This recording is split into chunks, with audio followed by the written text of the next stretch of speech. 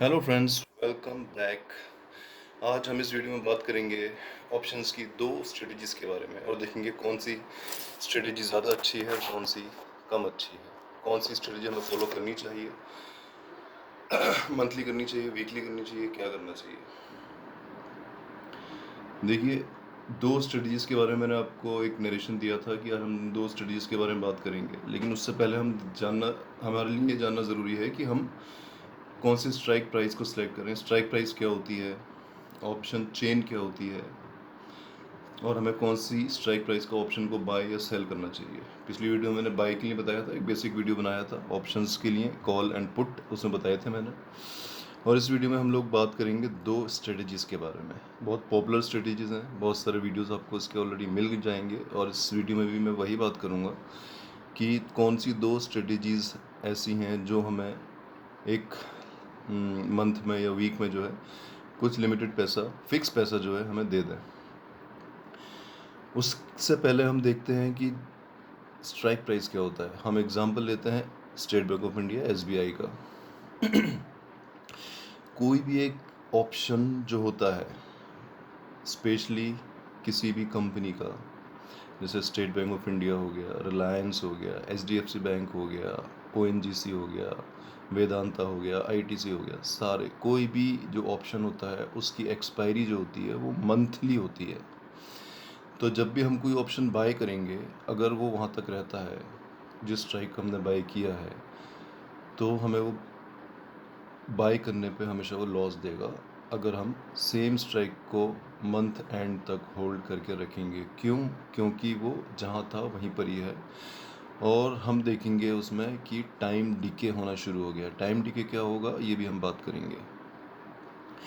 अब हम बात करते हैं एसबीआई के ऑप्शंस की। मान लीजिए कि एसबीआई जो है वो अभी 800 रुपये चल रहा है, और जो उसका 800 रुपये का जो स्ट्राइक प्राइस है उसमें बहुत सारी आपको ऑप्शंस में, एसबीआई के ऑप्शन में जाएंगे तो हमें ऑप्शन चेन दिखेगी। कॉल साइड में बहुत सारे स्ट्राइक प्राइस दिखेंगे, पुट साइड में बहुत सारे स्ट्राइक प्राइस दिखेंगे। हर एक स्ट्राइक प्राइस के, कॉल का और पुट के ऑप्शन का जो अमाउंट होगा, जो प्रीमियम होगा, जो आपका पैसा लगेगा वो अलग अलग लगेगा।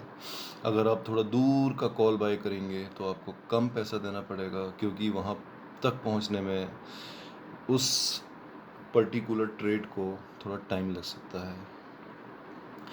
यानी कि अगर हमने एस बी आई अभी 800 पर चल रहा है और हम इसका 850 का या 800 या 900 का इसका कॉल बाय करते हैं, यानी कि 850 या 900 का कॉल बाय करते हैं, तो हमारा कम पैसा लगेगा। मान लीजिए 800 की स्ट्राइक पर इसका जो है ऑप्शन का कॉल का प्रीमियम जो है वो मान लेते हैं 10 रुपये है, और अगर हम वही 850 पे जाएंगे तो वो हमें 6 रुपये पर ही मिलेगा, और अगर हम 900 पे जाएंगे तो हो सकता है हमें 1 या 2 रुपये पर ही मिले, क्योंकि वहाँ तक अभी एसबीआई पहुँचा नहीं है। और जितना हम दूर जाएंगे कॉल के उसमें, तो वो हमारा कहलाएगा आउट ऑफ द मनी, यानी कि शॉर्ट में कहेंगे इसको OTM, out of the money. Out of the money की जो वैल्यू होती है वो हमेशा कम होती है, क्योंकि वहाँ पर अभी जो ऑप्शन है वो पहुँचा नहीं है। पुट साइड में इसका उल्टा होगा। पुट में अगर 800 रुपये का एसबीआई चल रहा है तो हम इसके नीचे जाएंगे, क्योंकि पुट और कॉल एक दूसरे के उल्टा होते हैं। कॉल का मतलब है बढ़ना, पुट का मतलब है गिरना। तो पुट में अगर हम 800 रुपये का चल रहे हैं तो 750 का ख़रीदेंगे तो वो हमको सस्ता मिलेगा, और 700 का ख़रीदेंगे तो वो और सस्ता मिलेगा। वो यानी कि पुट साइड में ऊपर की साइड इसका जो ऑप्शन प्रीमियम होगा उसको हम कहेंगे आउट ऑफ द मनी, और कॉल साइड में नीचे की साइड इसको हम कहेंगे आउट ऑफ द मनी। और रिवर्स अगर इसको कर दें, अगर कॉल साइड में हम उल्टा जाते हैं, यानी ऊपर की साइड जाते हैं, यानी कॉल का अगर एसबीआई का रेट जो चल रहा है वो 800 रुपये पर है, अगर हम 700 रुपये का बाय करते हैं तो हमको महंगा मिलेगा। वो हमें मिल सकता है 20 रुपये, 25 रुपये। अगर एटीएम यानी कि जो स्ट्राइक, एटीएम यानी एट द मनी, यानी अभी एसबीआई 800 रुपये पर है, तो 800 रुपये के हम जो दो ऊपर नीचे के जो बाय करेंगे वो कहलाएंगे एट द मनी, और जो दूर जाके बाय करेंगे जो छोटा प्रीमियम होगा वो आउट ऑफ द मनी, जो ज़्यादा प्रीमियम होगा वो in the money, ITM। Similarly put में भी ऐसी होगा। अगर हम पुट के नीचे की साइड जाएंगे तो वो हमारा हो जाएगा इन द मनी, यानी कि हम जितना पुट से दूर जाएंगे वो इन द मनी हो जाएगा, और जितना पास जाएंगे वो हमारा आउट ऑफ द मनी हो जाएगा। सिंपल लेमन लैंग्वेज में अगर हम कहें तो जिसका प्रीमियम कम होगा अगर 800 रुपये पर SBI चल रहा है, 800 रुपये पर हम बाई करेंगे तो वो एट द मनी होगा, वो मान लीजिए 10 रुपये है, कॉल का भी पुट का भी। और अगर हम 2 रुपये वाला या 3 रुपये वाला बाई करते हैं तो वो आउट ऑफ द मनी होगा, और अगर हम 15 रुपये वाला बाई करते हैं तो वो इन द मनी होगा, दोनों के केस में। इससे आप समझ जाएंगे।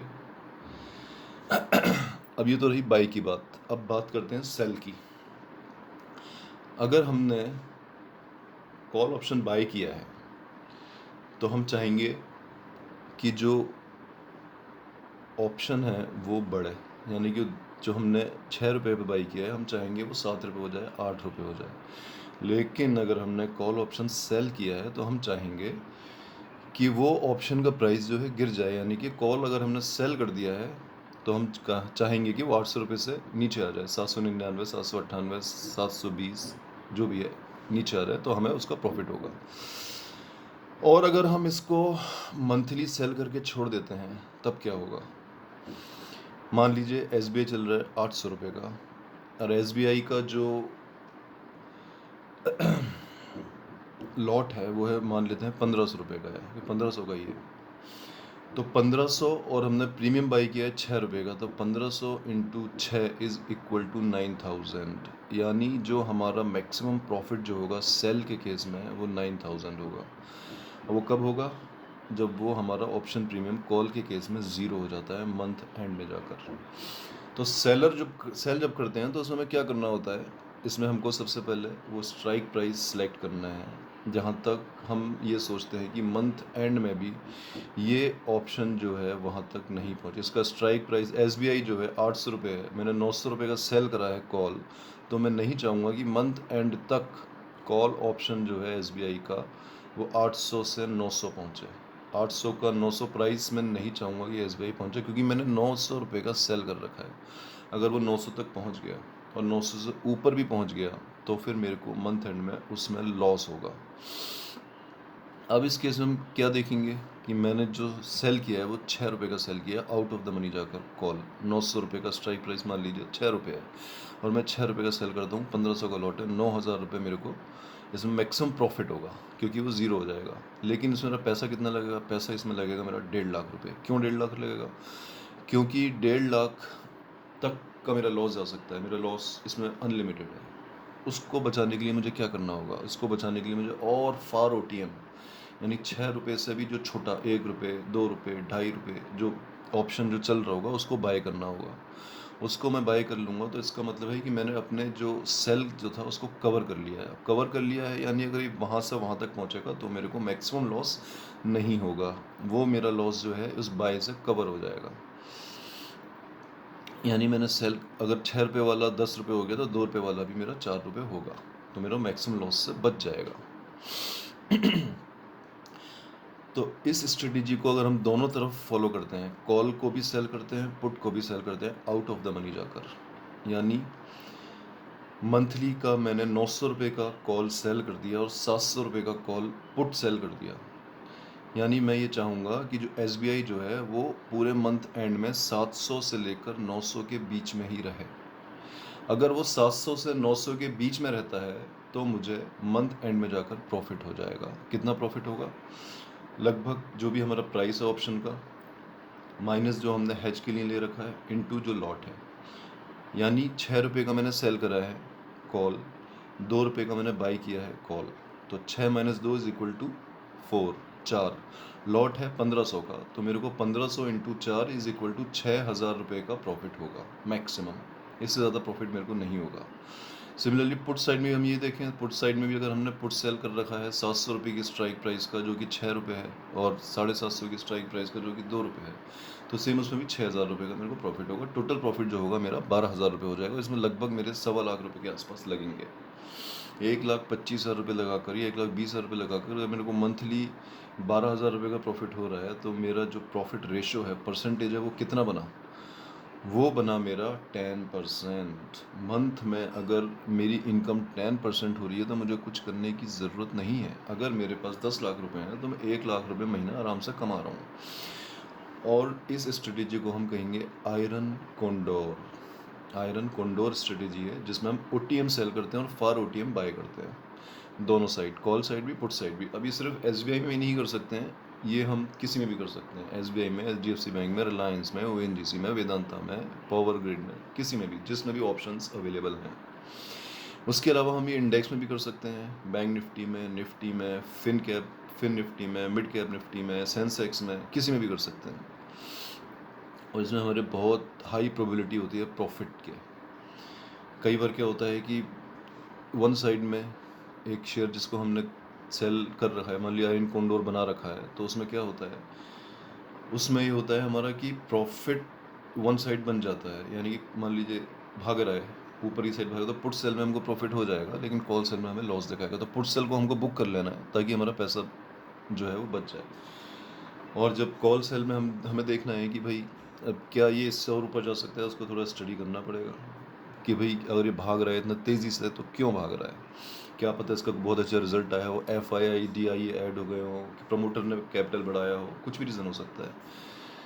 तो अगर ऐसा केस है तो हमको उसको एडजस्ट करना पड़ेगा।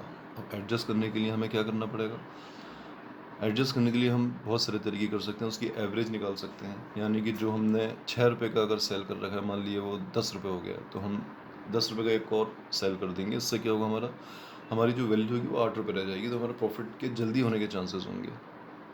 अल्टीमेटली जो शेयर है उसको करेक्शन मोड में जाना है, करेक्शन मोड में जाकर वो आपको प्रॉफिट दे देगा। इसलिए हम आयरन कोंडोर स्ट्रेटेजी में फॉलो करते हैं, ताकि हम इसमें प्रोबेबिलिटी बहुत ज़्यादा अच्छी है। इतनी प्रोबेबिलिटी है कि हमको मैक्सिमम चांसेस हैं कि इसमें हमें प्रॉफिट हो। और बहुत सारे लोग इस स्ट्रेटजी को फॉलो करते हैं। हम थोड़ा कम रिस्क लेके इसको कर सकते हैं, 10% ना बनाकर 7%, 8% तक ही अपनी जो है प्रॉफिट रेशियो ले सकते हैं। इससे हमारा रिस्क और थोड़ा कम हो जाएगा और प्रोबेबिलिटी जो है प्रॉफिट की और बढ़ जाएगी। तो ये तो थी पहली एक आयरन कोंडोर स्ट्रेटेजी। अब हम दूसरी स्ट्रेटेजी के बारे में बात करेंगे, जिसका नाम है आयरन फ्लाई। इसको हम आयरन फ्लाई क्यों कहते हैं, क्योंकि बहुत तेज़ी से फ्लाई करता है। देखिए, at the money, in the money, out of the money, ये अभी हमने देखा क्या होता है। आउट ऑफ द मनी दूर का, इन द मनी पीछे का, और at the money same strike price का।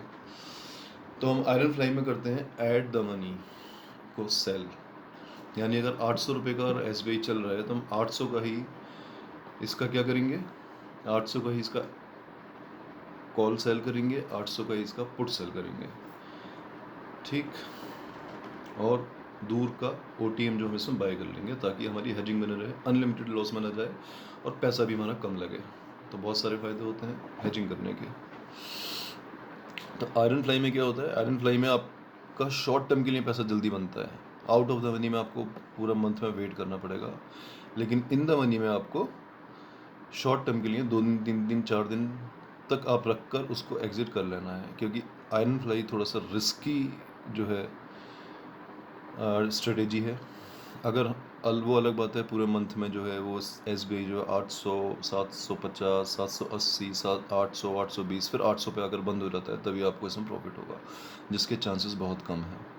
इसीलिए पूरा मंथ एंड तक इसको आपको रोक के नहीं रखना है। इसको आपको मैक्सिमम टू मैक्सिमम 3 से 4 दिन में एग्जिट कर लेना है। 3 से 4 दिन में आपको ये प्रॉफिट देगा। ये श्योरिटी है कि प्रॉफिट देगा 3 से 4 दिन, और ज़्यादा प्रॉफिट भी दे सकता है, क्योंकि हमने प्रीमियम जो है ज़्यादा का सेल करा है। 800 का हमने सेल करा है, यानी कि हमने 10 रुपये का सेल करा है। और जो हम 6 रुपये का या 5 रुपये का सेल कर रहे थे आयरन कोंडोर में, आयरन फ्लाई में हम वो जो है ज़्यादा प्रीमियम का सेल कर रहे हैं। इसलिए हमको प्रॉफिट के चांसेस ज़्यादा नहीं है, हाई प्रोबेबिलिटी भी ज़्यादा नहीं है। प्रॉफिट इसमें ज़्यादा मिल सकता है अगर हम इसको मंथ एंड तक रोकें और 800 रुपये भी SBI रुक जाता है, जिसके चांसेस बहुत कम है, क्योंकि SBI या कोई भी एक शेयर है पूरे मंथ एंड में वहीं के वहीं रुके, उसके चांसेस बहुत कम होते हैं। इसलिए हम इसको 2 से 3 दिन में इसमें एग्जिट कर लेना हमारे लिए बेहतर होगा। इसमें प्रॉफिट हम ज़्यादा ले सकते हैं, लेकिन इसमें स्ट्रेटेजिकली काम करना पड़ेगा।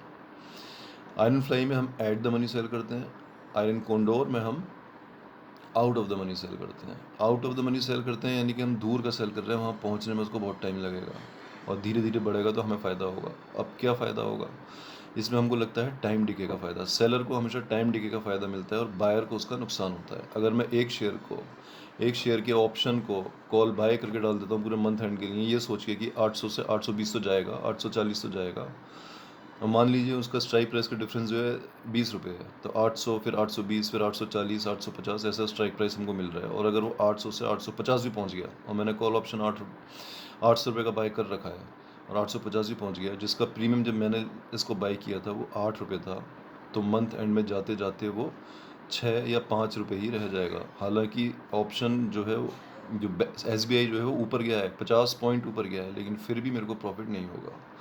क्यों नहीं होगा? क्योंकि मेरे को टाइम डिके का लॉस होगा। मैंने उसको होल्ड करके रखा हुआ है अपने पास। अब होल्ड करके रखा है तो वो धीरे, अगर बहुत तेज़ी से रफ्तार बुलेट ट्रेन बन गया तब तक उसमें थोड़ा सा प्रॉफिट आ सकता है, लेकिन अल्टीमेटली अगर मैंने उस प्रॉफिट को बुक नहीं करा तो फिर मैं लॉस में ही इसमें चला जाऊँगा, क्योंकि मेरे को टाइम डिके का लॉस होगा। इतने दिन मैंने होल्ड करा, इतने दिन होल्ड क्यों करा, उसका मुझे पैसा देना पड़ेगा। इसलिए जब मंथ एंड आता जाता है तो ऑप्शन की वैल्यू डाउन होती जाती है, जिसका फ़ायदा सेलर को मिलता है।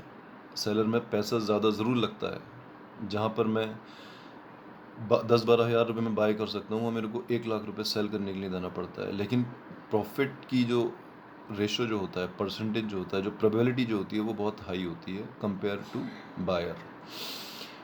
इसलिए मैंने आपको अपने एक पिछले वीडियो में एक कैलेंडर स्प्रेड स्ट्रेटेजी बताया था। बहुत पॉपुलर और बहुत अच्छी स्ट्रेटेजी है। आप उस स्ट्रेटेजी को फॉलो करेंगे तो आपके लॉस के चांसेस बहुत कम होंगे। मैं एक एग्जांपल आपको बताता हूँ। कुछ दिन पहले मैंने कैलेंडर स्प्रेड स्ट्रेटेजी बनाई निफ्टी में। निफ्टी वीकली एक्सपायरी है, सारे स्टॉक की जो है मंथली एक्सपायरी होती है, लेकिन जो इंडेक्स है उसकी वीकली एक्सपायरी होती है।